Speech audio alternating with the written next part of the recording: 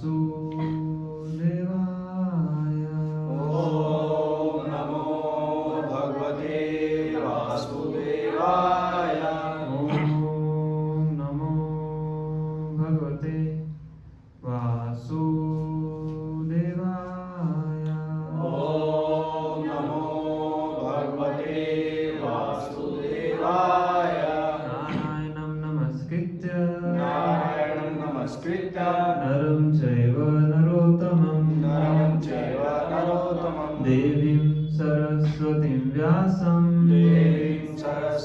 व्यासं ततो जयमुदीरये नष्टप्रायेषु भद्रेषु नित्यं भागवत सेवया भगवती उत्तम श्लोके भक्तिर्भवती नैष्ठिकी कृष्णाय वासुदेवाय देवकी नंदनाय च नंद गोपकुमाराय गोविंदाय नमो नमः गोविंदाय नमो नमः। श्रीमद् भागवतम प्रथम स्कंद अध्याय 9 श्लोक संख्या 13। मैंने ग्रुप्स में भी डाला हुआ है, वहाँ से चेक कर सकते हैं इसको क्या होता है।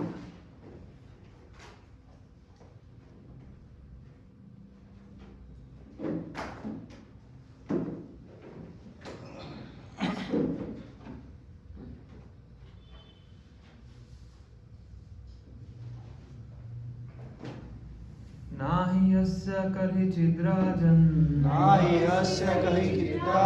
पुमान् वेदविदित्सितम् यदि विजिज्ञासया युक्ता मुह्यन्ति कवयोऽपिः नाहि यस्य कलिचिद्राजन् पुमान् वेदविदित्सितम् यद् विजिज्ञासया युक्ता मुह्यन्ति कवयोऽपिः नाहि यस्य कलिचिद्राजन् पुमान् वेदविदित्सितम् यद् विजिज्ञासया युक्ता मुह्यन्ति कवयोऽपिः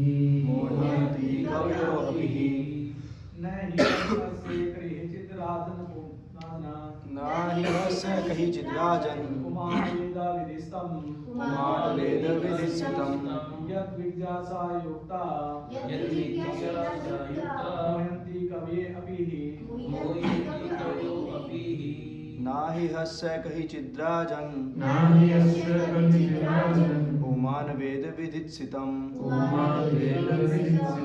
यदि जिज्ञासया युक्ता मोहन्ति कवयो अपि।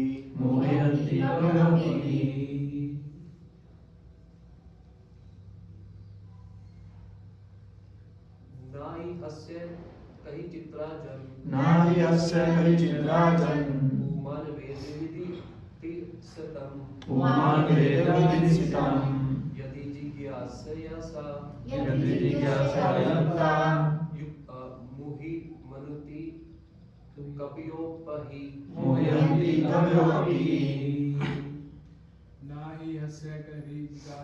नाहि हस्य कहि चिद्राजन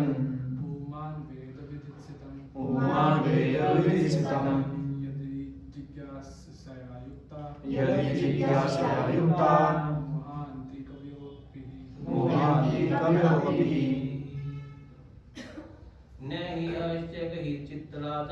नहि हस्य कहि चित्राजन पुमान वेदविदित्सितं यद् विजिज्ञासया युक्ता मुह्यन्ति कवयोऽपिः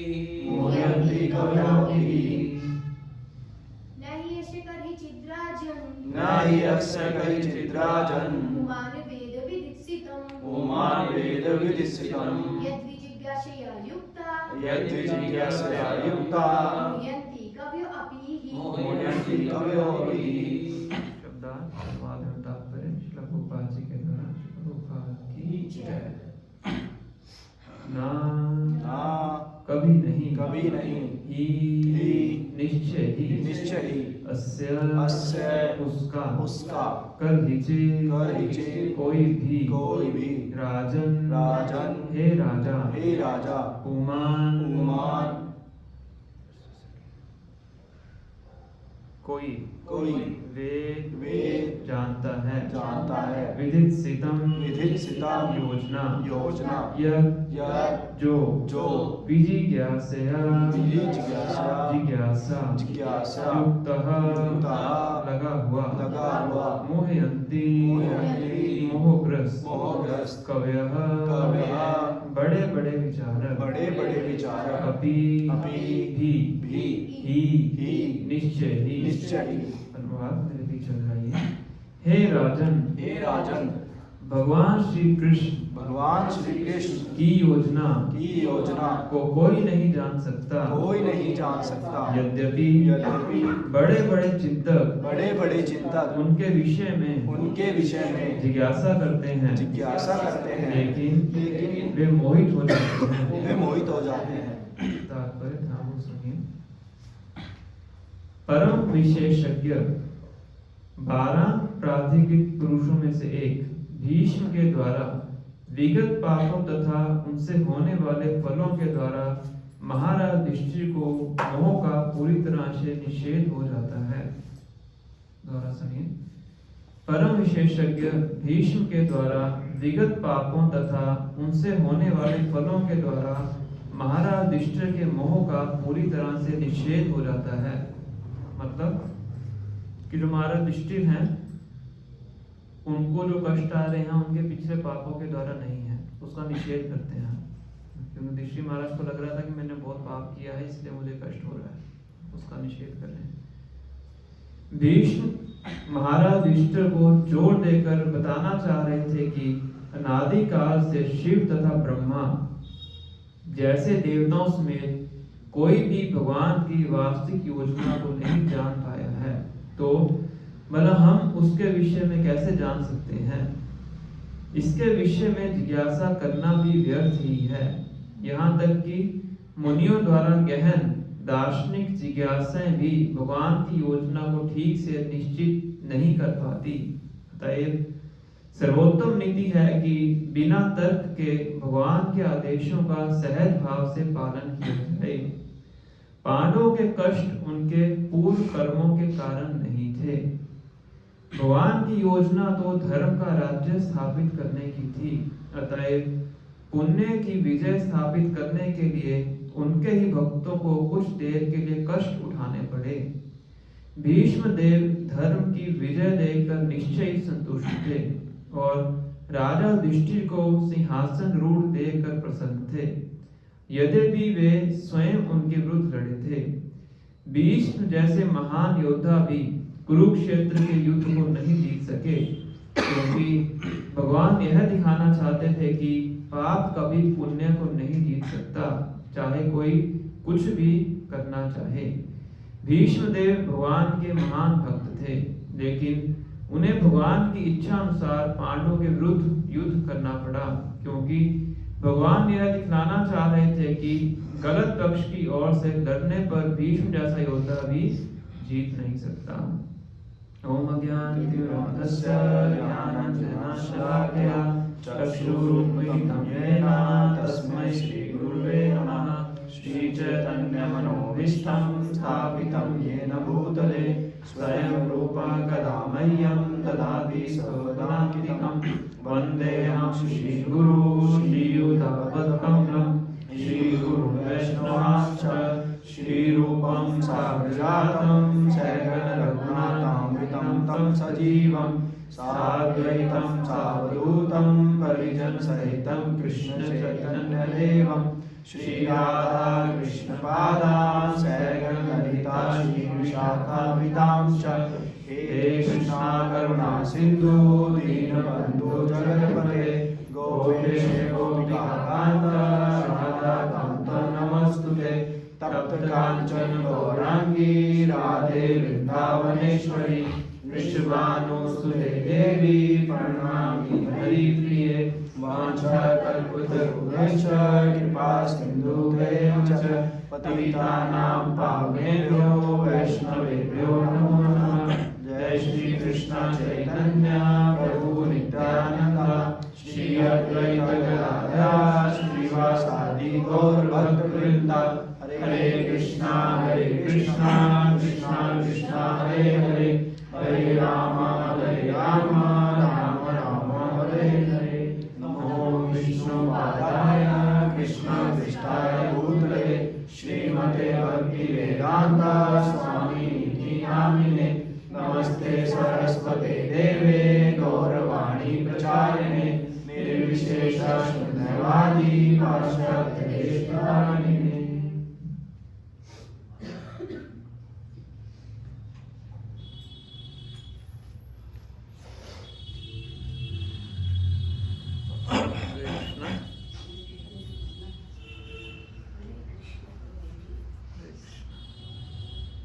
आप सबका स्वागत है आज की कक्षा में।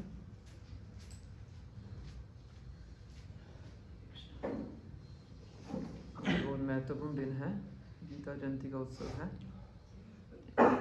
मोक्षदा एकादशी है आज। तो आज हम प्रथम स्कंद के 9वें अध्याय के 13 नंबर श्लोक से लेकर 16 नंबर श्लोक तक पढ़ेंगे।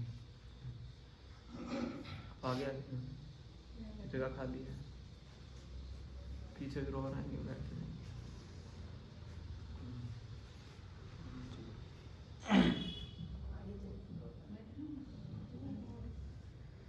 तो लास्ट क्लास में हमने चर्चा किया था कि महाराज युधिष्ठिर भीष्मदेव के पास जाते हैं, भगवान इनको भेजते हैं ताकि जो उनके संशय हैं, उनको बहुत दुख था कि मेरे कारण इतने योद्धाओं की मृत्यु हुई।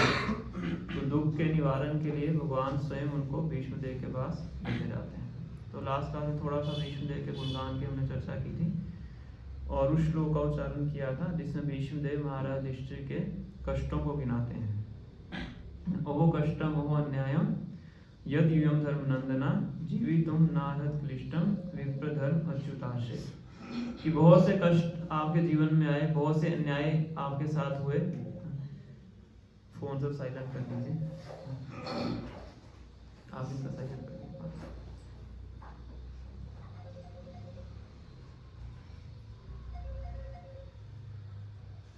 और भी किसी का साइलेंट नहीं है तो साइलेंट कर दीजिए।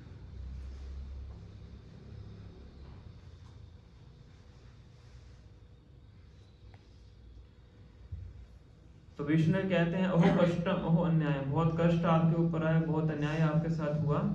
ऐसी परिस्थितियां आपके जीवन में आई कि आपको मतलब जीने लायक परिस्थितियां भी नहीं थी, और फिर भी आप जीवित रहे। किस लिए? किन 3 चीजों का आश्रय लिया था आपने? विप्र धर्म और अच्युत, ब्राह्मणों का, धर्म का और भगवान श्री कृष्ण का। तो ये 3 आश्रय आपने लिए हुए थे, इसलिए आप सफलता पूर्वक उन विपत्तियों से बाहर निकल सके। फिर हमने चर्चा किया था किस प्रकार से हमें हर परिस्थिति में इन तीनों का आश्रय प्राप्त करना है, विप्र धर्म और अच्युत। तो आगे 13 नंबर श्लोक में भीष्मदेव खास करके कुंती महारानी के कष्टों का वर्णन करते हैं, क्योंकि भीष्मदेव ने कुंती महारानी को देखा था, जब से शादी हुई थी तब से वो उनके साथ में ही थे, तो उनको पता था कितना कष्ट उन्होंने सहा है। सबसे पहला कष्ट होता है कि जो पांडु महाराज थे उनकी मृत्यु हो जाती है। आप में से पता है कि इनको पांडु महाराज की मृत्यु क्यों होती है? श्राप मिलता है ना? उनको ये श्राप मिलता है कि अगर आपके हृदय में कामों को वासना उत्तेजित होगी तो तुरंत आपकी मृत्यु हो जाएगी। एक ऋषि उनको इस प्रकार से श्राप देते हैं। तो जब उनको ये श्राप मिलता है तो सब अपना राजपाट छोड़ के जंगल में जाके बैठ जाते हैं कि अब मुझे राजपाट नहीं करना है, जो मेरा बचा हुआ जीवन है उसको जंगल में रह के तपस्या करके पूरा करूंगा। तो उनकी 2 पत्नियां थी, कुंती महारानी और माद्री। तो दोनों उनके साथ आती हैं, तपस्या करते हैं। फिर एक दिन ऐसा ही होता है, वो कामों को आसान उत्तेजित होता है और उनकी मृत्यु हो जाती है। और जो माद्री होती हैं वो उनके साथ ही सती हो जाती हैं। कि पुराने टाइम पे प्रथा होती थी कि जो पतिव्रता स्त्री होती थी कि उसका अपने पति से इतना प्रेम होता था कि पति के बिना रहने के बारे में सोच भी नहीं सकती थी। तो इसीलिए वो स्वतः ही स्व इच्छा से अपने पति के देह त्याग करने के बाद अपने देह का त्याग करती थी। उसको सती बोला जाता था। सती प्रथा तो पहले थी, तो फोर्सफुली नहीं होता था, वो स्व इच्छा से होता था। तो इसको बहुत उच्चतम माना जाता था। आज के समय तो ऐसा नहीं होता है।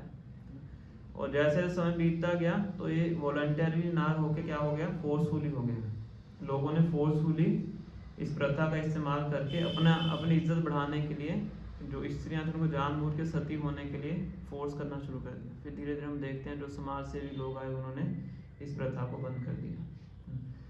और आज के टाइम में तो ऐसा नहीं होता है, पर पहले ऐसा वैदिक टाइम पे ऐसा होता है। तो माद्री सती हो जाती हैं। और इससे पहले क्या होता है, पांडु महाराज की आई थिंक मृत्यु से पहले, तो माद्री भी इच्छा करती है कि मुझे संतान चाहिए, और कुंती महारानी की इच्छा होती है मुझे पुत्र चाहिए। चाणक्य पंडित भी कहते हैं पुत्र बिना गृह शून्य, पुत्र के बिना घर क्या है, शून्य है। तो संतान चाहिए। तो कुंती महारानी कहती हैं कि मेरे पास एक योजना है जिससे संतान प्राप्त हो सकती है। पांडु महाराज के साथ तो संतान प्राप्त नहीं हो सकती है, उनको श्राप मिला हुआ है। तो कहते हैं कि मुझे दुर्वासा मुनि ने एक वरदान दिया था। क्या वरदान था? किसी भी देवता को, कि जिन्हीं भी देवता से वो चाहेंगे संतान उत्पन्न कर सकते हैं बिना कांटेक्ट किए। इसका उन्होंने टेस्ट भी किया था शादी से पहले। तो कौन पैदा हुए थे? कर्ण की उत्पत्ति होती है सूर्य देव से। तो इसके बाद फिर कुंती महारानी इस प्रकार से 3 संतान उत्पन्न करती हैं, युधिष्ठिर महाराज, भीमसेन और अर्जुन। और फिर माद्री की इच्छा होती है मुझे भी चाहिए। फिर माद्री के लिए भी 2 अश्विनी कुमार आते हैं, उनसे नकुल और सहदेव की प्राप्ति होती है। इसलिए नकुल और सहदेव बहुत सुंदर थे, अश्विनी कुमार बहुत सुंदर है। तो सभी देवताएं गुण उनके जो अंश में है वो प्राप्त होते हैं। और माद्री के जाने के बाद सारा जो बर्डन था किनके ऊपर आता है? कुंती महारानी के ऊपर। कुंती महारानी को उनका पालन पोषण करना पड़ता है। तो कैसे वातावरण में? एक राजसी वातावरण में। और जो राजसिक वातावरण होता है उसमें डिफॉल्ट क्या होता है? बाय डिफॉल्ट क्या होता है वहाँ पे उस वातावरण के अंदर?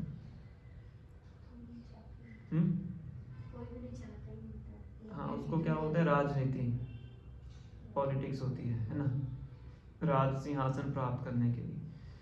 अब आइडियली जो राज सिंहासन था वो पांडु के पुत्रों को जाना चाहिए था, जो कि उनके सबसे बड़े थे युधिष्ठिर महाराज। पर टेम्परेरीली राजगद्दी पे किसको बिठाया गया था? धृतराष्ट्र को ना। उसको इंग्लिश में बोलते हैं स्टुअर्ड। स्टुअर्ड मतलब जो देख रेख करते हैं। राजा नहीं है पर वो राजगद्दी की देख रेख करते हैं उस समय तक जब तक उसका पुत्र काबिल ना हो जाए। तो धृतराष्ट्र राजगद्दी पे बैठ जाते हैं। अब जो एक बार बैठ गया उसका उतरने का मन नहीं करता है। तो उनकी इच्छा नहीं थी। और उनके 100 पुत्र थे, जिनमें से श्रेष्ठ कौन थे? दुर्योधन। तो धृतराष्ट्र आंतरिक रूप से चाहते थे कि जो मेरा पुत्र है दुर्योधन वही राजा बने। बाहरी रूप से इतना खुलेआम प्रकट नहीं करते थे, कभी कभी प्रकट किया भी था उन्होंने, तो खुलेआम प्रकट नहीं करते थे। पर आंतरिक रूप से उनकी इच्छा क्या थी? दुर्योधन ही राजा बने, जो कि इलीगल था। और दुर्योधन तो चाहता ही था, और उनके साथ शकुनी भी थे, है ना। तो इन सब ने मिलकर बहुत ज्यादा प्लॉट्स किए, प्लॉट बोलते हैं, षड्यंत्र रचे इन 5 पुत्रों को मारने के लिए। खास करके उनकी निगाह थी भीम के ऊपर और अर्जुन के ऊपर। ये दोनों बहुत, भीम के अंदर बल था और अर्जुन के अंदर कौशल था, धनुर्विद्या का कौशल था। भीम के अंदर 10,000 जितना बल था। इन दोनों को वो हटाना चाहते थे। तो जो बचपन से ही बहुत ज्यादा कष्टों को कुंती महारानी को सहन करना पड़ता है। कभी लाक्षागृह का हो गया, कभी भीमसेन को जहर दे के मारने का प्रयास किया गया, अलग अलग तरीके से प्रयास किया जाता है। तो भीष्मदेव अभी युधिष्ठिर महाराज को ये बता रहे हैं कि आपकी मदर ने बहुत ज्यादा कष्ट आप 5 के कारण सहन किए हैं। सभी कष्टों का तो उनको पता भी नहीं था, क्योंकि जो बच्चे होते हैं उनको नहीं पता होता, जब बड़े होते हैं वो संभालते हैं तब थोड़ा सा पता लगता है ना। तो बचपन में कितना कष्ट इन्होंने सहा है वो आपको पता नहीं है, युधिष्ठिर महाराज उनको बता रहे हैं। तो ऐसा कैसे हो गया? प्रश्न ये उठाते हैं जो भीष्म देव है ना, वो कहते हैं यत्र धर्म सुतो राजा, जहाँ पे स्वयं धर्म के पुत्र हैं, मतलब युधिष्ठिर महाराज हैं। गदा पानी वृकोदरा, पानी बोलते हैं हाथ को, तो हाथ में गदा कौन धारण करके रखता है? भीम। वृकोदर, वृकोदर मतलब जिसका उद्र है उसमें अग्नि हमेशा चलती रहती है, जिसके उद्र में कभी अग्नि शांत नहीं होती, उसको बोलते हैं वृकोदर, है ना। कलयुग में क्या है? विकोदर, जिसमें अग्नि चलती ही नहीं है ना। तो भीमसेन से क्या? वृकोदर। गदा पानी वृकोदरा, जहाँ पे युधिष्ठिर महाराज जो धर्म के पुत्र हैं, तो जहाँ पे गदा को धारण करने वाले भीमसेन हैं, जिनके अंदर 10,000 हाथियों का बल है। कृष्णो अस्त्री गांडीवम चापम, जहाँ पे स्वयं अर्जुन है जो गांडीवधारी हैं। अस्त्री मतलब बहुत ज्यादा उनके पास दैवी अस्त्र भी थे। जब इनको वनवास होता है तो 4-5 साल के अर्जुन स्वर्ग में जाते हैं और वहां से दिव्य अस्त्र प्राप्त करके आते हैं। तो कह रहे हैं जहाँ पे अर्जुन है महान धनुर्धर हैं, जहाँ पे भीमसेन है गदा धारण करने वाले, जहाँ पे स्वयं धर्म के पुत्र हैं युधिष्ठिर महाराज, और इसके साथ साथ कौन है? सुहृद कृष्ण ततो विपद, जिनके सुहृद कौन है? स्वयं भगवान श्री कृष्ण है। सुहृद किसको बोलते हैं? जो हृदय के बिल्कुल पास में है, सुहृद ना, जो हृदय के पास है मतलब जो हमेशा आपका भला चाहता है। और जिनका भला चाहने वाले कौन है? स्वयं भगवान श्री कृष्ण है। तो उनके जीवन में विपत्ति कैसे आ सकती है? कौन बोल रहा है? भीष्म देव बानों की शैया के ऊपर लेट के वो ऐसा प्रश्न उठा रहे हैं युधिष्ठिर महाराज के आगे। इसका क्या कारण है? कि कारण ही जानने आए थे युधिष्ठिर महाराज, तो इसलिए फिर इसमें वो आगे कारण बताते हैं श्लोक नंबर 14 में। सर्वम काल कृतम मन्ये भवतां च यत् अप्रियम स्पालो यत् वशे लोको वायुरिव घनावधि। इन माय ओपिनियन, अपना ओपिनियन देते हैं, this is all due to inevitable time under whose control everyone in every planet is carried just as the clouds are carried by the wind। ये सब किसके कारण है? सर्वम काल कृतम मन्ये, ये सब काल के कारण है, समय के कारण है। और समय इतना शक्तिशाली है, सारे ग्रह समय के कारण कार्य करते हैं। जिस प्रकार से वायु से बादल बह के चले जाते हैं, और कोई कारण नहीं है। क्या कारण है? समय कारण है ना। और समय क्या है? भगवान भगवगीता में बताते हैं कालो अस्मि, काल कौन है? मैं हूं। जब अर्जुन भगवान का विराट रूप का दर्शन करते हैं, 11वें चैप्टर में आता है, तो भगवान अर्जुन को अपना काल रूप दिखाते हैं, है ना। जो विराट रूप है ये साधारण विराट रूप नहीं था जो भगवान अर्जुन को दिखाते हैं। भगवान तो विराट रूप अपना दुर्योधन को भी दिखाते हैं, जब दुर्योधन को बंदी बनाने के लिए आता है। और भी काफी जगह पे भगवान अपना विराट रूप दिखाते हैं, पर अर्जुन को जो विराट रूप दिखाते हैं बेसिकली वो कौन सा था? स्पेसिफिकली वो था काल रूप। क्योंकि अर्जुन देखते हैं कि भगवान के दांतों के अंदर सभी कुरुक्षेत्र युद्ध भूमि के योद्धा जा रहे हैं, वो सब दांतों के अंदर जाके पीस रहे हैं, खून बह रहा है, सब चीजें देखते हैं। तो फिर अर्जुन बिल्कुल घबरा जाते हैं, भगवान से पूछते हैं कि आप कौन हैं, भूल जाते हैं कि वही कृष्ण है, मेरे सखा है। तो फिर भगवान बोलते हैं कालो अस्मि, मैं कौन हूँ? मैं काल हूँ। लोक क्षय कृत प्रवृत्तो, यहाँ पे मैं सबका संहार करने आया हूँ। इस कुरुक्षेत्र युद्ध भूमि में कोई भी बच के वापस नहीं जाएगा। भगवान अर्जुन को बता देते हैं तुम चाहे युद्ध करो चाहे ना करो, ये सब योद्धा पहले ही मर चुके हैं। भीष्म देव, द्रोणाचार्य, सब यहाँ से कोई जीवित वापस नहीं जाएगा, सिर्फ आप 5 वापस जाएंगे।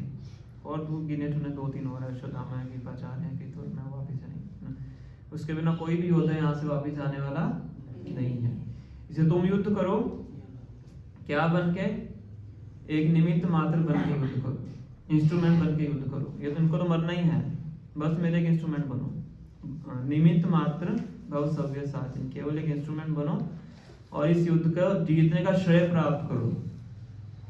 युद्ध तो मैंने जिताना है, पर श्रेय किसको मिलेगा? अर्जुन को। तुम श्रेय प्राप्त करो, इसलिए इंस्ट्रूमेंट बनो, युद्ध छोड़ के मत जाओ। ये भगवान उस टाइम उनको दिखाते हैं। तो कहने का मतलब क्या है कि जो काल है वो भगवान का प्रतिनिधि है और काल ही सभी भी चीजों के पीछे कारण है। भीष्म यहाँ पे कह रहे हैं कि और कोई कारण मुझे नजर नहीं आ रहा है। और भागवतम में तो भीष्म देव जो ऋषि महाराज को बताते हैं उसका बहुत सारांश दिया हुआ है। जो डिटेल में है डिस्कशन वो महाभारत में आती है। बहुत आई थिंक बहुत 5-6 अध्याय, इससे ज्यादा अध्याय हैं जिसमें भीष्म देव जो शिक्षा देते हैं ऋषि महाराज को, सब महाभारत में डिटेल में दिया हुआ है। तो उसमें कहानी आती है, छोटी सी कहानी भीष्म देव ऋषि महाराज को सुनाते हैं इसी पॉइंट पे, काल के पॉइंट पे। तो एक स्त्री होती है, बूढ़ी स्त्री होती है, उसके पुत्र को साम डस के मार देता है और पुत्र उसका एकमात्र सहारा होता है। उसके पति भी नहीं होते हैं और भी कोई उसके जीवन में नहीं होता है, एक पुत्र होता है। उसको आई थिंक लकड़ी वगैरह लेने जाता है, कुछ होता है, तो साम उसको डस देता है, उसकी मृत्यु हो जाती है। तो बहुत विलाप करती है ना, पर वो थोड़ी उसके अंदर शास्त्रिक ज्ञान होता है उस बुढ़िया के अंदर, है ना, तो सब चीज़ों को समझ आती है। तो उस समय पे एक हंटर होता है, वो अपने बाण से उस सांप को पकड़ के ले आता है। उस सांप को स्त्री के आगे लाके बोलता है कि मैं अब इसको मार दूंगा क्योंकि इसने तुम्हारे पुत्र को मारा है। और स्त्री उसको मना कर देती है, कहती तुम अज्ञानी व्यक्ति हो, ये सांप मेरे पुत्र की मृत्यु का कारण नहीं है, क्योंकि वो मैंने बताया ना आपको ज्ञानी स्त्री थी, है ना। अदरवाइज ऐसा नहीं हो सकता है ना, कोई किसी के पुत्र को मार दे और वो चुपचाप रहे, ऐसा नहीं हो सकता है। साधारण व्यक्ति में क्या होता है, प्रतिशोध की भावना होती है ना, पर जिसको ज्ञान होता है वो चीज़ों को सही दृष्टिकोण से देखता है। पर वो हंटर कहता है कि नहीं, इसने आपके पुत्र को मारा है, साफ दिख रहा है इसने आपके पुत्र को मारा है। तो दोनों में चर्चा होती है तो सांप बोल पड़ता है। तो सांप कहता है कि मैंने इसको नहीं मारा है। तो कहता नहीं, देखो तुम्हारे दांतों के निशान भी हैं, तुमने मारा है। कहता मैं तो जो मृत्यु बोलती है मैं वो कार्य करता हूँ, तो मैं जिम्मेवार नहीं हूँ। कौन जिम्मेवार है? मृत्यु जिम्मेवार है ना। तो उसने जो आदेश दिया मैं तो वो कार्य करता हूँ, उसका आदेश था तो मैंने इसको मार दिया, इसका समय आने वाला था। तो उनको 3 कारण बताता है। कौन बता रहा है? सांप। एक होता है इमीडिएट कॉज, एक होता है रिमोट कॉज, एक होता है अल्टीमेट कॉज। क्या है तीनों आपसे एंड में पूछेंगे हम। कौन से 3 कारण है? इमीडिएट कॉज, रिमोट कॉज और अल्टीमेट कॉज। अब हिंदी में मैं इसको समझ नहीं सकता कैसे ट्रांसलेट करें। इमीडिएट कॉज हो गया जो आपको दिखता है ना। किसी ने आपका अपमान कर दिया तो आप क्या बोलेंगे? क्या बोलेंगे आप? इसने मेरा अपमान किया है ना।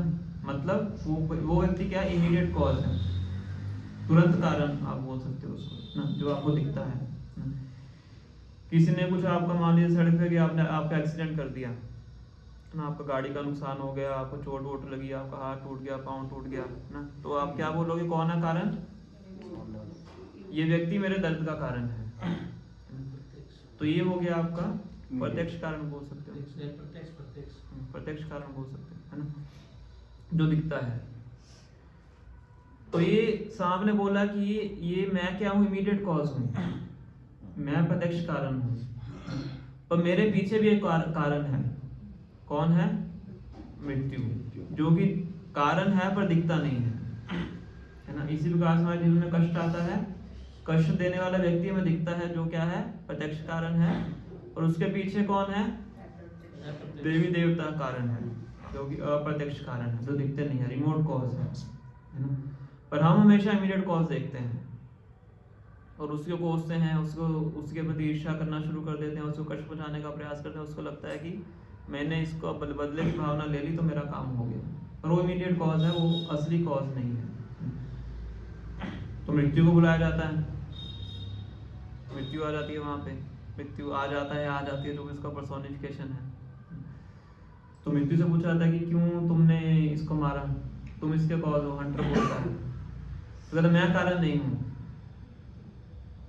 मैं तो वही कार्य करता हूं जो मुझे काल बोलता है। तो सब काल को कोसना शुरू कर देते हैं, काल ऐसा व्यक्ति है, तो काल वहां पे आ जाता है।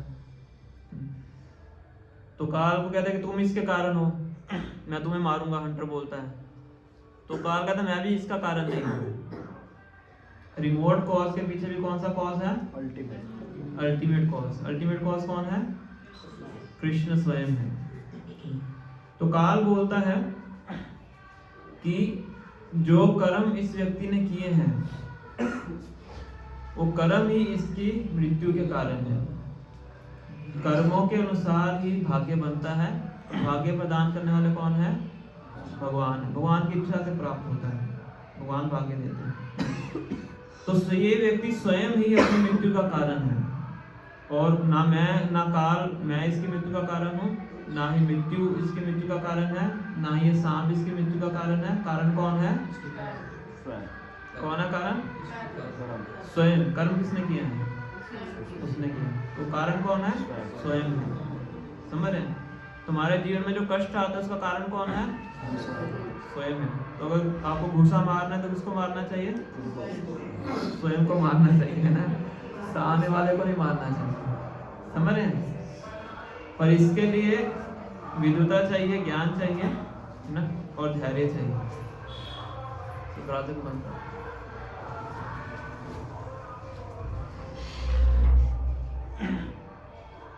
समझे कि नहीं? कौन है कारण? स्वयं हम खुद हैं, क्योंकि हमने ऐसे कर्म किए हैं, उससे हमारा भाग्य बना है।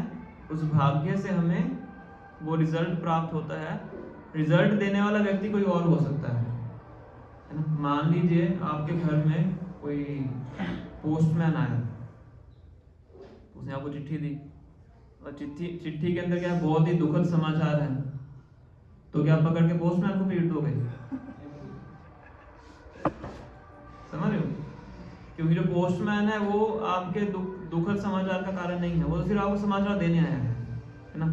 इसी तरह से कोई व्यक्ति अगर आपके जीवन में कष्ट देता है तो वो पोस्टमैन की तरह वो आपको आपके कर्मों का फल आप तक पहुंचाने के लिए आया है ना? पर कष्ट जनरेट करने वाले कौन है? आप स्वयं खुद हैं, आपके द्वारा किए गए कर्म है। यहाँ तक क्लियर है ना? अब काल क्या है? भगवान का प्रतिनिधि है। तो आज हमने श्लोक पढ़ा है 16 नंबर श्लोक। योग लेट आए तो वो नहीं पढ़ पाए होंगे। तो उसमें भीष्म क्या कह रहे हैं? हिंदी में पढ़ता हूं।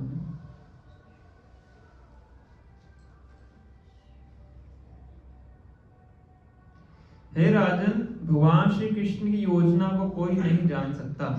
यद्यपि बड़े बड़े चिंतक उनके विषय में जिज्ञासा करते हैं, लेकिन वे मोहित हो जाते हैं, क्योंकि अल्टीमेटली काल को भी कुछ कार्य करने के लिए भगवान ही सैंक्शन देते हैं। अगर मान लीजिए कि आपने बहुत अच्छे कर्म किए हैं या बहुत बुरे कर्म किए हैं, तो वो कर्म भी अपने आप में इंडिपेंडेंट नहीं है आपको उनका फल देने के लिए। उसके बीच में कौन है? भगवान श्री कृष्ण की अनुमति है। अगर भगवान श्री कृष्ण अनुमति नहीं देंगे तो कष्ट आपके जीवन में नहीं आ सकता है। अगर भगवान श्री कृष्ण अनुमति देंगे तभी आपके जीवन में उस कर्म का फल आपके जीवन में आएगा। इसी प्रकार से सुकृति का भी है। अगर आपके जीवन में बहुत पुण्य है, उस पुण्य के कारण आपको बहुत कुछ प्राप्त होने वाला है। अगर भगवान श्री कृष्ण सैंक्शन नहीं करेंगे तो वो भी आपको प्राप्त नहीं हो सकता है। पर भगवान ने ये सारी जिम्मेवारी दी हुई है भौतिक प्रकृति को, जो मटीरियल नेचर है, जिसकी अधिष्ठात्री कौन है? दुर्गा देवी है। तो कर्मों के अनुसार वो हर बद्ध जीव को सुख और दुख देती रहती है।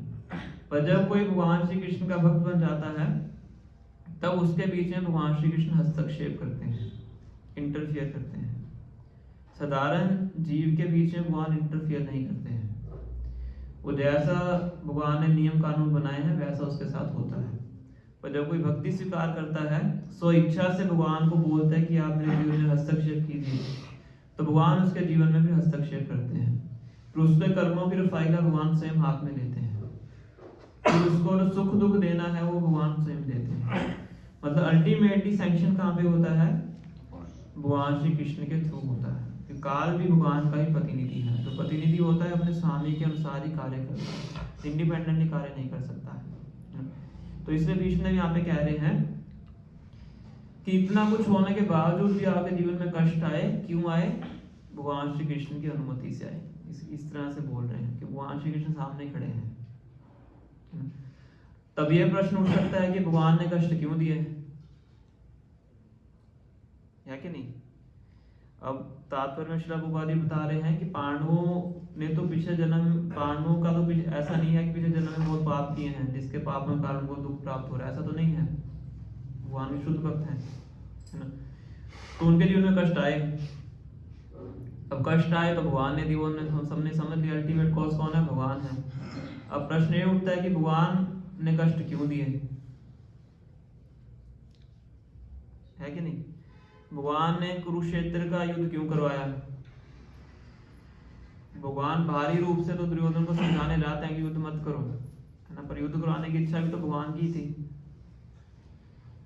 है ना? तो युद्ध क्यों करवाया भगवान ने? आज वैसे गीता जयंती का दिन है, आप बताइए। पापों को नाश करने के लिए पापियों को नाश करने के लिए, कि भगवान यहाँ पे आते हैं पृथ्वी का जो बोझ है उसको हल्का करने के लिए। तो सबको एक जगह इकट्ठा कर लिया। जैसे भगवान ने जरासंध को मारा नहीं, जरासंध तो कुरुक्षेत्र की भूमि से ज्यादा संख्या में सिपाही लेके आया था, योद्धा लेके आया। तो भगवान पूरी सेना को मार देते हैं, जरासंध को जीवित छोड़ देते हैं। क्यों छोड़ते हैं? फिर से दोबारा आएगा, दोबारा फिर लाएगा। ऐसे 18 बार करते हैं। जरासंध को मारते नहीं है, मरवाते किसके हाथों से? भीम के हाथ से। श्रेय भीम को देना चाहते हैं, है ना? तो कुरुक्षेत्र युद्ध में भगवान बचे कुचे जितने भी होते हैं सबको इकट्ठा कर लेते हैं, तो सारा जो भार होता है एक बार में उसको खत्म कर देते हैं। फिर बाद में यदुवंश होता है उसको भी भगवान प्रकट करके फिर अपने धाम को जाते हैं। ये तो भगवान ने ये कार्य करना था, है ना? ये भगवान की योजना थी। अब ये था कि भगवान ने पांडवों को कष्ट क्यों दिया? बिना कष्ट के भी कर सकते थे, भगवान के लिए क्या असंभव है कि नहीं? ऐसा तो है नहीं कि भगवान को एक ही रास्ते को फॉलो करना है, भगवान तो कुछ भी कार्य कर सकते हैं। तो भगवान अपने भक्तों को कष्ट क्यों देते हैं? अब प्रश्न ये आता है। उससे पार होने के लिए उनको सहन शक्ति सहन शक्ति के साधारण से शिक्षा देने के लिए, साधारण से परीक्षा लेने के लिए। परीक्षा लेने की, परीक्षा की क्या आवश्यकता है जब पास करना ही है?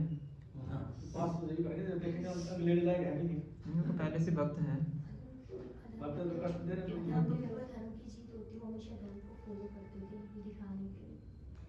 उन्होंने कष्ट क्यों दिए? वो तो ठीक है धर्म से जिता रहे थे, कष्ट क्यों दिए? प्रेम से कर देते, जो सिखाना था प्रेम से सिखा देते। प्रभु जी शायद कष्ट वो हमारी नजर में है, पर उनके लिए वो कष्ट नहीं था। मतलब जैसे मतलब वो जंगल में गए, हमें लगा कि जंगल में रहना बहुत मुश्किल है, लेकिन वो बहुत मतलब स्पिरिचुअल थे, तो उनके लिए उस जंगल में रहना इतना मुश्किल नहीं था। नहीं, ये तो भी ऋषि महाराज तो रो रहे हैं अभी, कष्ट है तभी तो रो रहे हैं। जब कष्ट होते हैं जब हम भगवान को ज्यादा याद करते हैं। वो तो पहले से शुद्ध भक्त हैं, वो तो भगवान को कोई भूलते ही नहीं है। जी पर उस जन्म में तो भूल गए ना कि हम पहले बहुत अच्छे भक्त थे। नहीं तो अभी भी अच्छे भक्ति तो हैं। भूल जाओ, हमारी परीक्षा बदला नहीं होता। मैं तो बताऊं भाई, तभी तो बैठा हूं यहाँ पे, पर आपका दिमाग में चलना चाहिए, तभी तो प्रश्न पूछा है। अगर प्रश्न नहीं पूछते तो इतना कैसे बोलते हो? उस कष्ट के हल ढूंढने के लिए, उस कष्ट का हल ढूंढने के प्रभु लिए। जैसे अभी आपने कहा ना कि अगर प्रश्न नहीं पूछते तो कैसे बोलते, तो अगर उनकी परीक्षा नहीं होती तो फिर प्रभु जी परीक्षा तो उसकी होती है ना जो पास नहीं हुआ, वो तो पहले से भक्त है ना, वो हमारी तरह साधक थोड़ा है। परीक्षा तो साधक ही होती है। जो पहले से शुद्ध भक्त है उसकी परीक्षा क्या होगी? जो पहले PhD है उसकी परीक्षा थोड़ा लोगे हम। अगर दुख नहीं देंगे तो फिर उनमें लड़ने की वो क्षमता नहीं, उनको तो पहले से दिया कि लड़ने के लिए तैयार हो। अगर सुख में तो क्यों लड़ेंगे कौरव के साथ? ठीक है, तो हम बताते हैं।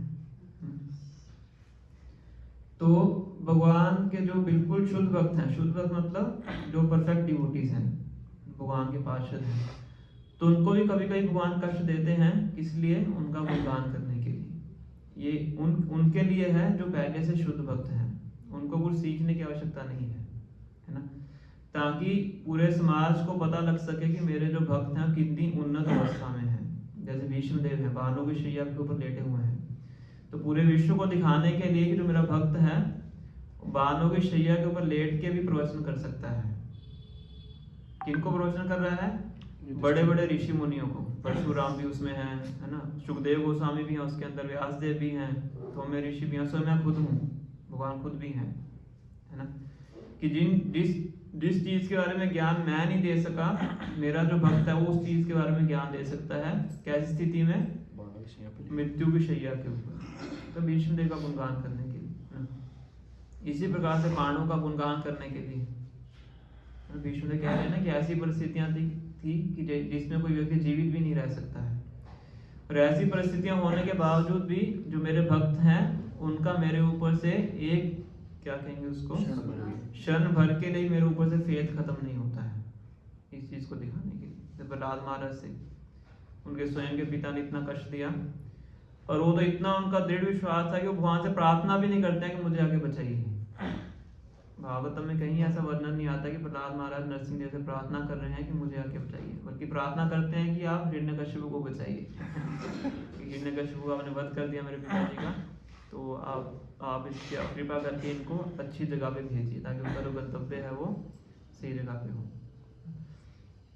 तो इस प्रकार से कई बार हम देखते हैं कि शुद्ध भक्तों के जीवन में भी कष्ट आते हैं, पर वो भगवान करते हैं उनका गुणगान बढ़ाने के लिए, पर स्वयं उन भक्तों को कष्ट प्राप्त नहीं होता है क्योंकि वो हमेशा भगवान के गुणगान में तल्लीन रहते हैं। प्रहलाद महाराज नरसिंहदेव को कहते हैं, तब वीर्य गायन कथामृत मान मत्ता, कि मैं तो हमेशा आपके वीर्य का गायन करने मत रहता हूँ, लीन रहता हूँ, तो मुझे किसी प्रकार का कोई कष्ट नहीं होता है। मैं तो नरक में रह के भी आपका गुणगान करके सुखी रह सकता हूँ, तो मुझे कष्ट क्यों होता है? जब मैं इस संसार में बद्ध जीवों को कष्ट भोगते हुए देखता हूँ, इसलिए मैं आपके साथ आपके धाम को नहीं जाना चाहता, मैं यहीं पे रह के नारद मुनि के आदेश के अनुसार प्रचार करना चाहता हूँ। कौन कह रहे हैं? जो महाजन है वो कह रहे हैं, मुझे आपके धाम को नहीं जाना है, मुझे क्या करना है, मुझे प्रचार करना है।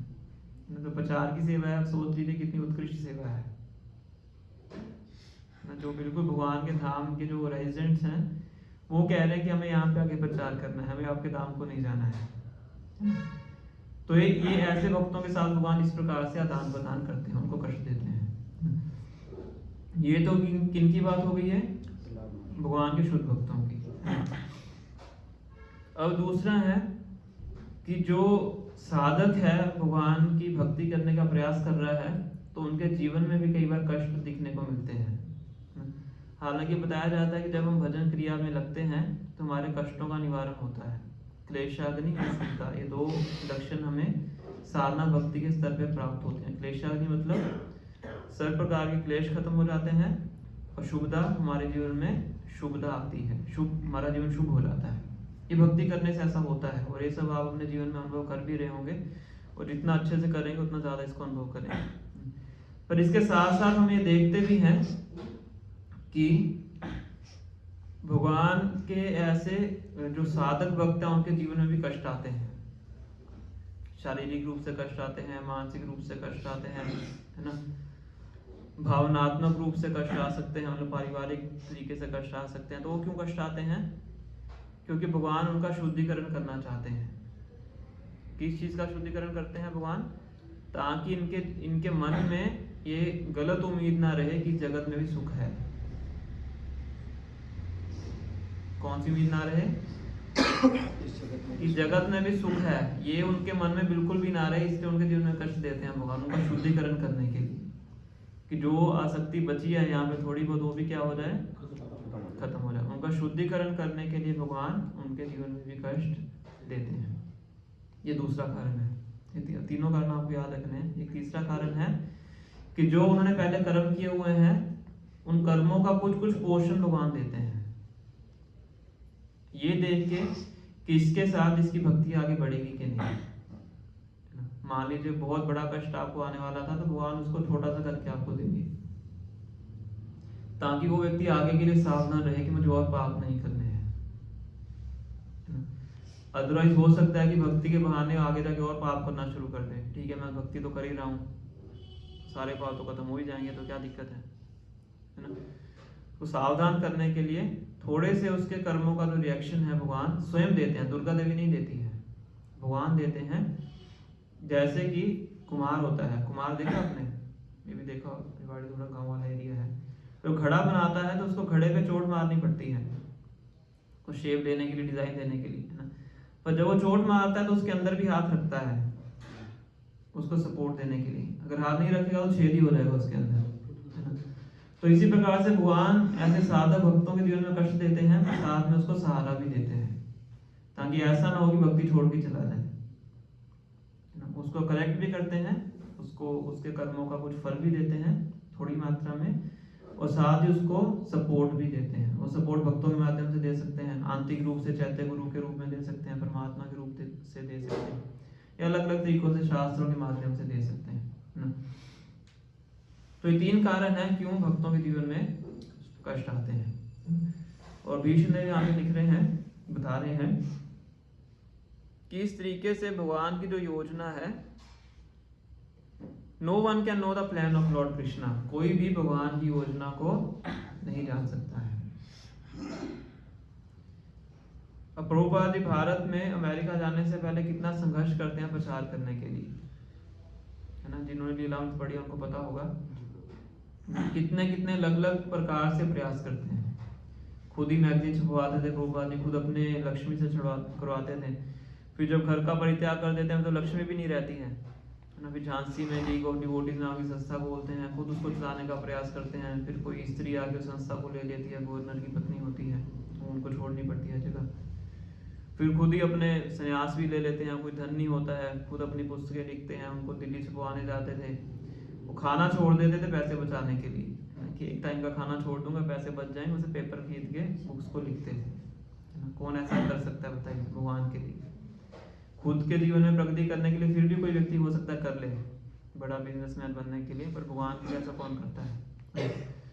फिर भी इतना प्रयास करते थे प्रभुपाद। एक बार कनॉट प्लेस में बहुत धूप के अंदर प्रभुपाद जी बुक डिस्ट्रीब्यूशन कर रहे थे अकेले ही, फिर उनको हीट स्ट्रोक हो जाता है, वहीं पे चक्कर खा के गिर जाते हैं। फिर एक बार एक बैल धक्का मार देता है आके, फिर उनको बेहोश होकर गिर जाते हैं। तो इतना प्रयास प्रभुपाद जी अकेले ही कर रहे थे, पर भगवान की क्या योजना थी,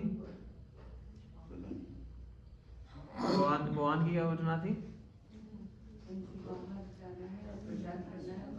हाँ, कि प्रीचिंग होगी जाके अमेरिका के अंदर, भारत में प्रीचिंग नहीं होगी ना। कि भगवान प्रभुपाद जी को इस प्रकार से श्रेय देना चाहते हैं। प्रभुपाद जी अमेरिका जाते हैं, वहां पे जाके फिर एकदम से विस्फोट होता है। जो प्रभुपाद ने पहले सब प्लान किया था, एकदम से 10 सालों के अंदर प्रभुपाद जी जो पूरे जीवन में कर रहे थे, पूरा 10 सालों के अंदर कर देते हैं। कहते हैं वाइल्ड फायर, जैसे जंगल में आग फैलती है, उस प्रकार से कृष्ण महानवमी आंदोलन आगे बढ़ता है। फिर वहां से हम इंडिया भी आते हैं, फिर इंडिया में प्रचार बढ़ता है ना। तो भगवान की योजना को समझ पाना क्या है, बहुत कठिन है। या विष्णु कह रहे हैं नो वन कैन नो, कोई नहीं जान सकता है ना। जैसे नवद्वीप में जब श्री चैतन्य महाप्रभु अपने आप को प्रकट करते हैं, सभी भक्त बड़े प्रसन्न हो जाते हैं कि भगवान हमारे सामने प्रकट हो गए। बड़ा अच्छे संकीर्तन होता है, रोज रात को श्रीवास आंगन में संकीर्तन किया करते थे। कोई रात को सोता नहीं था नवद्वीप के अंदर, पूरी रात को संकीर्तन होता था श्रीवास आंगन के अंदर, श्रीवास ठाकुर के घर के अंदर दरवाजे बंद करके संकीर्तन होता था, कोई उसमें प्रवेश नहीं कर सकता।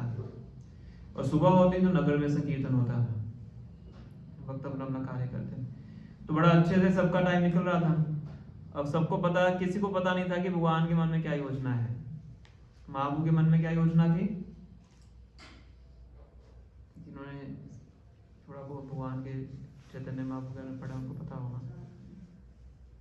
प्रचार करने के लिए क्या करना था उन्होंने, संन्यास लेना। अब किसी को नहीं पता था कि भगवान ने संन्यास लेना है।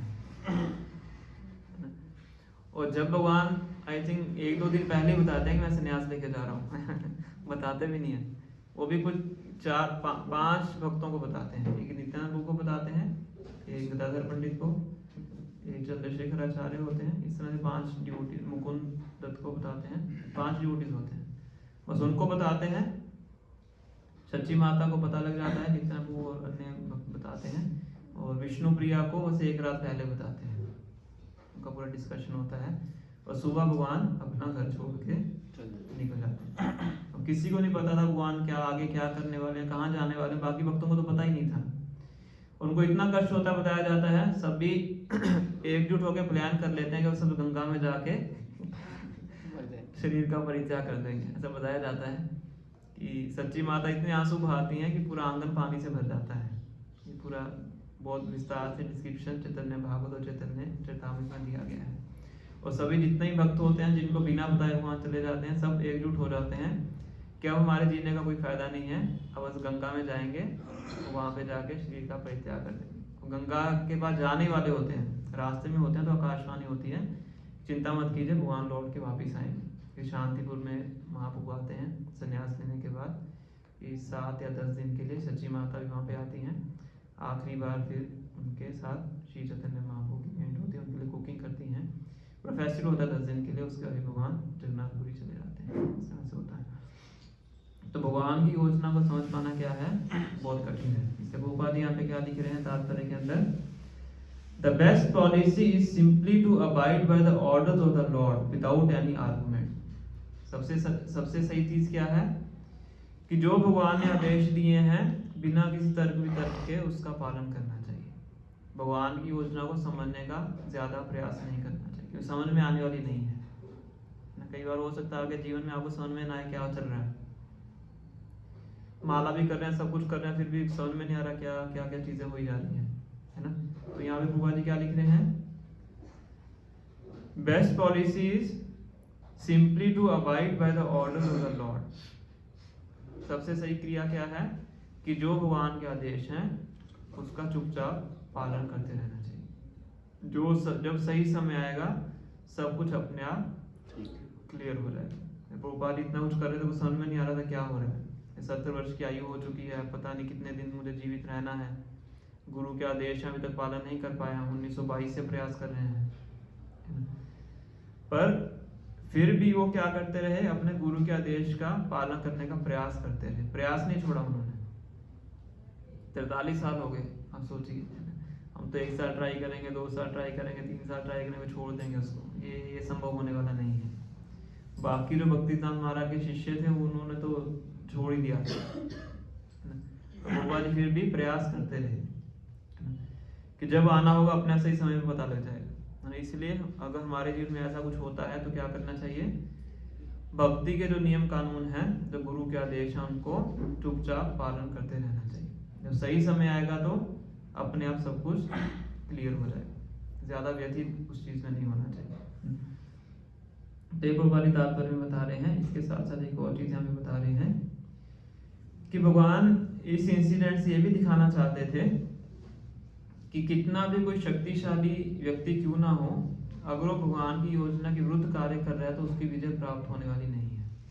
इसमें उदाहरण देते हैं भीष्म देव का, कि भीष्म इतने महान योद्धा थे, इतने महान होने के बावजूद भी जीत नहीं सके, क्योंकि भगवान के विरुद्ध कार्य कर रहे थे, कौरवों की तरफ से युद्ध कर रहे थे। तो इतना महाजन होने के बावजूद भी, इतने महान योद्धा होने के बावजूद भी युद्ध को वो जीत नहीं सके। तो इसलिए विजय हमेशा धर्म की होती है, इसे भगवान जी इस प्रकार से लिखते हैं। तो इसलिए हमेशा हमें अपने धर्म का पालन करना चाहिए और गुरु के जो आदेश हैं उनको हमेशा अपने जीवन में अपनाते रहना चाहिए। जो भी पत्तियां या विपरीत चीजें अपने जीवन में दिखाई पड़ती भी हैं, उनको भगवान की कृपा मान के उसको आगे बढ़ते रहना चाहिए। तो ये उन्हें चीजें डिस्कस की हैं आज, कि पांडवों के जीवन में कष्ट क्यों आते हैं। 3 प्रकार के कारण हमने डिस्कस किए हैं, इमीडिएट कॉज, रिमोट कॉज और अल्टीमेट कॉज। हमारे जीवन में जो भी चीजें होती हैं उन घटनाओं के पीछे। फिर हमने 3 कारण डिस्कस किए हैं कि भक्तों के जीवन में भी कष्ट क्यों आते हैं। जो भक्ति में नहीं है उसके जीवन में तो कष्ट आते ही हैं, उसके कर्मों के अनुसार। भक्तों के जीवन में कष्ट क्यों आते हैं, पहला भक्तों का गुणगान करने के लिए, दूसरा उनका शुद्धिकरण करने के लिए, तीसरा उनके कर्मों का नतीजा उनको देने के लिए, ताकि वो आगे के लिए सावधान रहे। तो अगर अभी आपका कुछ प्रश्न है तो आप पूछ सकते हैं।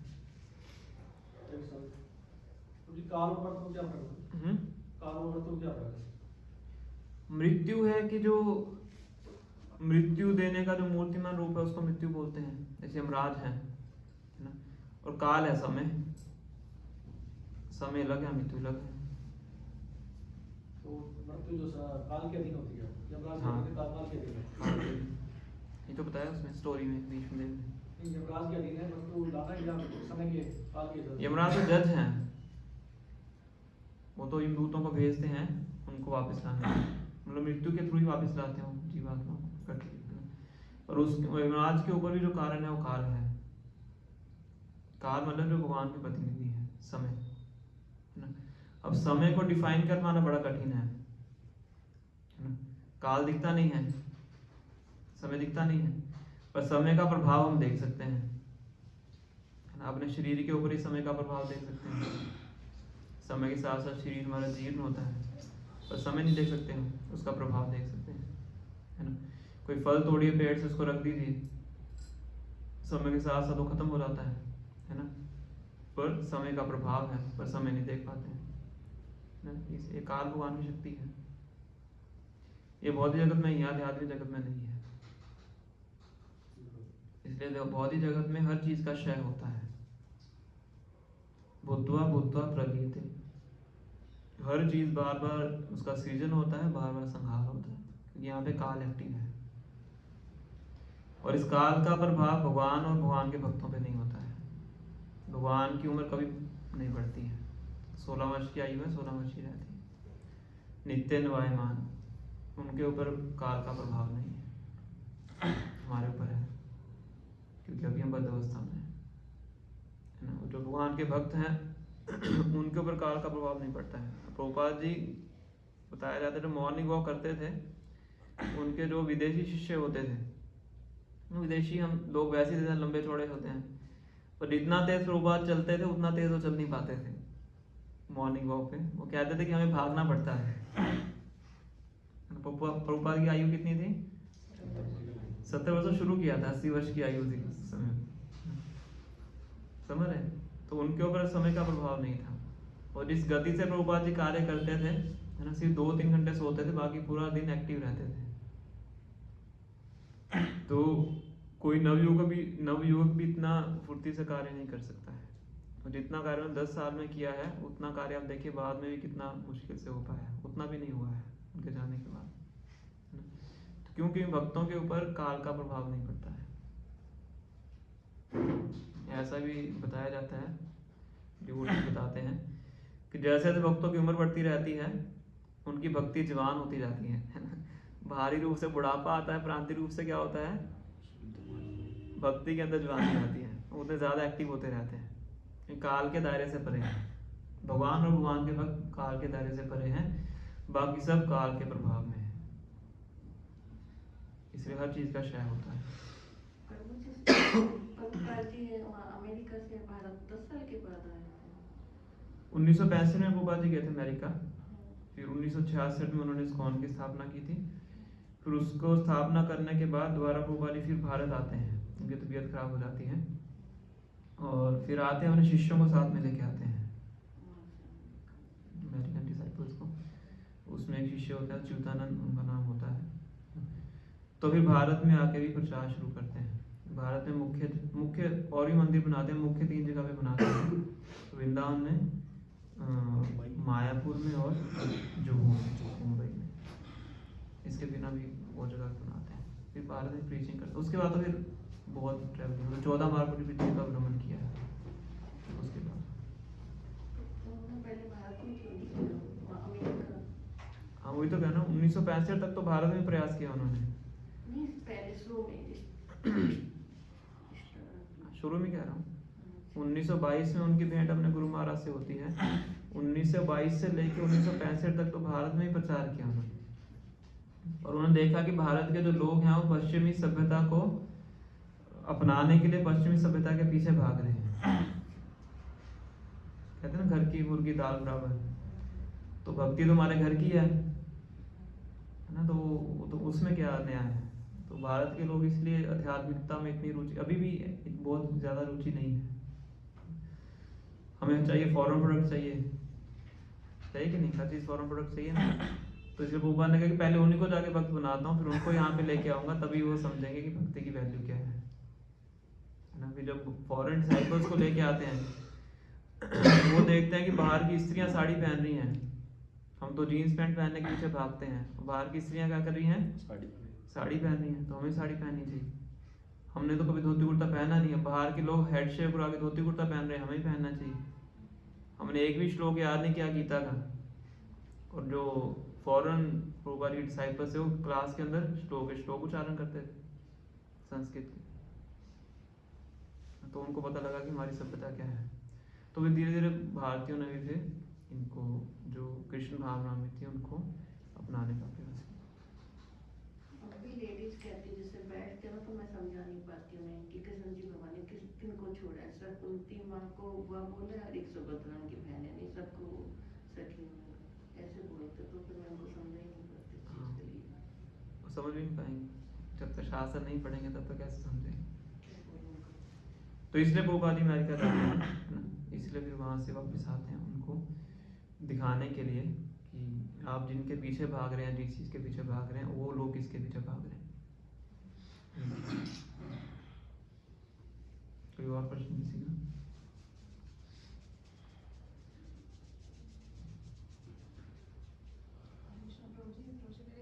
प्रश्न ये है कि कुछ लोग क्या कहते हैं कि हमने अच्छा कर्म, हम अच्छा कर रहे हैं, मतलब सेवा कर रहे हैं, तो हमें बदले में अच्छा मिल जाएगा, तो हमें भगवान को पूजने की जरूरत नहीं है, तो हमें अपने कर्म पे ज्यादा ध्यान देना चाहिए। तो क्या सिर्फ कर्म पे ही ध्यान देना चाहिए, तो भक्ति पे नहीं देना चाहिए? या अगर जो भक्ति कर रहा है तो फिर क्या उसे भक्ति ना लगे, सिर्फ कर्म पे ध्यान देना चाहिए? कौन सही है, किस तरह से इसको बैलेंस किया जाए? बहुत अच्छा प्रश्न है माता जी का। तो इसको बोलते हैं कर्म मीमांसा फिलॉसफी। इस फिलॉसफी का एक नाम है जिसको आपने सुना होगा कि वर्क इज वर्शिप। बहुत लोग बोलते हैं ना कि कर्म ही पूजा है, भगवान वगैरह को पूजने की आवश्यकता नहीं है, जो आपका कर्म है ना, दुकान की पूजा कीजिए कि जो कार्य है उसको अच्छे से कीजिए। तो ये सिद्धांत में गलती क्या है कि वो ये समझते हैं कि कर्म भगवान से ऊपर है। अगर हमने अच्छा कर्म किया है तो भगवान भी बाध्य हैं हमें उसका अच्छा फल देने के लिए, क्योंकि कर्म क्या है, भगवान से ऊपर है, ऐसा वो मानते हैं, जो कि गलत है। कर्म भगवान से ऊपर नहीं है, भगवान कर्म से ऊपर है।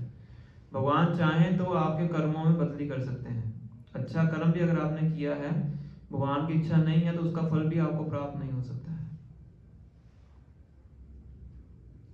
समझ रहे? पहले तो इस पॉइंट को समझना जरूरी है कि कर्म भगवान के ऊपर नहीं है, भगवान की इच्छा के अनुसार ही कर्म का फल प्राप्त होता है। मान लीजिए कंपनी में कोई एम्प्लॉय बहुत अच्छा कार्य कर रहा है, इतना अच्छा कार्य कर रहा है कि उसको प्रमोशन मिलनी चाहिए, पर जब तक उसका अधिकारी मोहर नहीं लगाएगा उसको प्रमोशन नहीं मिल सकती है। कितना भी ओवर टाइम करता रहे, कितना भी अच्छे से कार्य करता रहे, अल्टीमेटली सैंक्शन जब तक ऊपर से नहीं होगी वो आपको प्रमोशन नहीं मिल सकती। पर उसने कार्य किया है तो प्रमोशन मिलनी चाहिए, पर फिर भी अल्टीमेट सैंक्शन किसकी चाहिए, उस अधिकारी की चाहिए। इस प्रकार से हम अच्छा कार्य करते हैं, पुण्य कार्य भी करते हैं, तो उसका पुण्य फल आपको मिलना चाहिए, मिलता ही है। भगवान ने ये सारी ज्यूरिसडिक्शन दुर्गा देवी को दी हुई है, तो दुर्गा देवी देखते हैं ठीक है इसने अच्छा कार्य किया, इसको अच्छा फल प्रदान करना है, इसको बुरा कार्य किया, इसको बुरा फल प्रदान करना है। पर इसका मतलब ये नहीं है कि भगवान उसमें हस्तक्षेप नहीं कर सकते, या फिर भगवान बाध्य हैं आपको वो फल प्रदान करने के लिए, ऐसा नहीं है। भगवान है तो अतापति कर देंगे। अगर कोई व्यक्ति अच्छे कर्म कर रहा है, भगवान की पूजा नहीं कर रहा है, तो ठीक है, अच्छा फल प्राप्त हो जाएगा, पर रहेगा तो इस भौतिक संसार के अंदर ही। उसने बहुत अच्छे यज्ञ कर लिए, अश्वमेध यज्ञ भी कर लिए ना, सब कुछ कर लिया, तो ठीक है, उसके फल के अनुसार वो स्वर्गलोक में चला जाएगा। और जैसे उसके पुण्य कर्म क्षीण हो जाएंगे, द्वारा लौट के फिर यहाँ पे आना पड़ेगा। इसी प्रकार से घूमता रहेगा। क्षीण पुण्य मरते लोकों में शांति, जैसे पुण्य क्षीण हो जाएंगे मरते लोक में वापस आ जाएगा। गत आगतम काम कामा लभन्ते, गत आगतम, ऊपर जाएगा नीचे आएगा, ऊपर आएगा नीचे जाएगा, से गत आगतम चलता रहेगा, आना जाना चलता रहेगा। और जहां भी जाएगा जन्म मृत्यु बुढ़ापा बीमारी सहन करनी पड़ेगी। ये तो हो गया उस व्यक्ति का जिसने सिर्फ कर्म किए हैं, अच्छे कर्म किए हैं, तो अच्छा फल मिल जाएगा, ऐसे घूमता रहेगा। जैसे जेल के अंदर आपको फर्स्ट क्लास कमरा मिल जाए, उसी के समान है। पर अगर कोई भगवान की भक्ति करता है तो फिर वो कर्मों के चक्कर से बाहर हो जाता है, फिर वो सीधा भगवान के धाम जाता है। उसका कोई खाता नहीं है। अदरवाइज इसी संसार में वो ऊपर नीचे दाएं बाएं घूमता रहेगा। अच्छा कर्म करेगा स्वर्ग में चला जाएगा, बुरा कर्म करेगा पाताल में नरक में चला जाएगा। इसी प्रकार से जन्म जन्मांतर तक ऐसे घूमता रहे।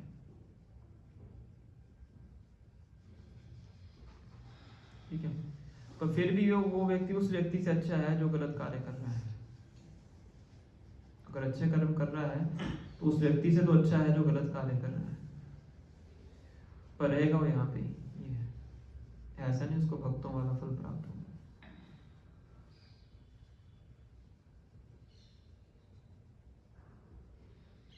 तो हम यही स्टॉप करते हैं। कल को 10 बजे गीता जयंती यज्ञ होगा। भगवद गीता के 700 श्लोकों का उच्चारण किया जाएगा। तो वैसे 8 बजे शुरू हो जाएगा जो पूर्वांग कर्म होता है, प्रॉपर यज्ञ 10 बजे शुरू हुआ। तो आपसे निवेदन है कि समय से आप आइए। लगभग 2.5 घंटे तक चलेगा यज्ञ, क्योंकि 700 श्लोक उच्चारण करने हैं। उसके बाद भी प्रसाद श्री शिवादादिगण भगवान की।